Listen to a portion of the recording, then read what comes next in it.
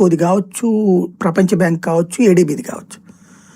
అప్పుడు ప్రారంభించితే ఈ టవర్స్ ఇదంతా అవ్వడానికి ఇంకోటి ఏంటి, నార్మల్ కన్స్ట్రక్షన్ కాస్ట్కి 3 times ఎక్స్ట్రా కాస్ట్ అవుతుంది అక్కడ.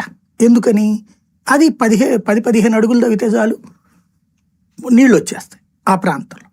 కాబట్టి అది రాజధాని ప్రాంతానికి ఉన్నటువంటి డిసడ్వాంటేజ్. అది అడ్వాంటేజీ ఒక ఆస్పెక్ట్, డిసడ్వాంటేజ్ మరొక ఆస్పెక్ట్.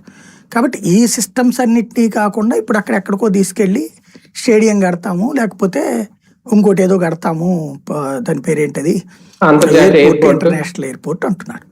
ఇప్పుడు వాటి అనుమతుల విషయంలోనూ పెద్ద తలనొప్పే. ఏంటది అంటే, ఒకటి భూసమీకరణ, రెండవది పక్కన ఎయిర్పోర్ట్ ఉంది. ఇప్పుడు దుగ్గరాజపట్నం పోర్ట్ ఎందుకు వద్దన్నది కేంద్రం, వైబిలిటీ లేదని చెప్పేసి. పక్కనే కాకినాడ పోర్ట్ ఉండి, ఇటు పక్కనేమో కృష్ణపట్నం పోర్ట్ పెట్టుకుని మధ్యలో నువ్వు ఇంకో పోర్ట్ ఎట్ట పెడతావు అని చెప్పింది. అంతే కదా. వయబిలిటీ అంటే ఏంటి, అక్కడకు ఎక్కేటటువంటిది. ఇప్పుడు గన్నవరం ఎయిర్పోర్ట్కే దిక్కులేదు, పూర్తిగా జనం ఎగబడట్లేదు అక్కడ.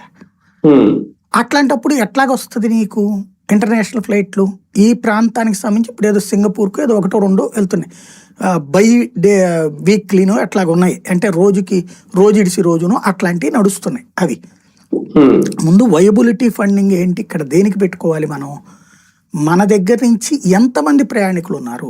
ఇప్పుడు ఇంటర్నేషనల్ అంటే ఏంటి, హైదరాబాద్లో ఎయిర్పోర్ట్ ఉంది, అమెరికాకి పోతుంటారు, చైనాకి పోతుంటారు, అన్ని దేశాలకు పోతుంటారు కదా, అన్ని దేశాలకు ఉన్నాయి కదా ఫ్లైట్లు.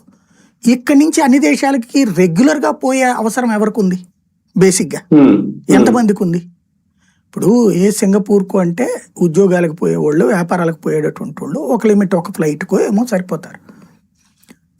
లేకపోతే ఇప్పుడు విదేశాలకి ఏ పండగలప్పుడు అమెరికాకి వెళ్ళి రావడానికి ఇట్లాగుంటాయి, వాళ్ళు అట్టించి ఇటు రావడం. రెగ్యులర్ ఫ్లైట్లు ఇక్కడ ఉన్నటువంటి వాళ్ళు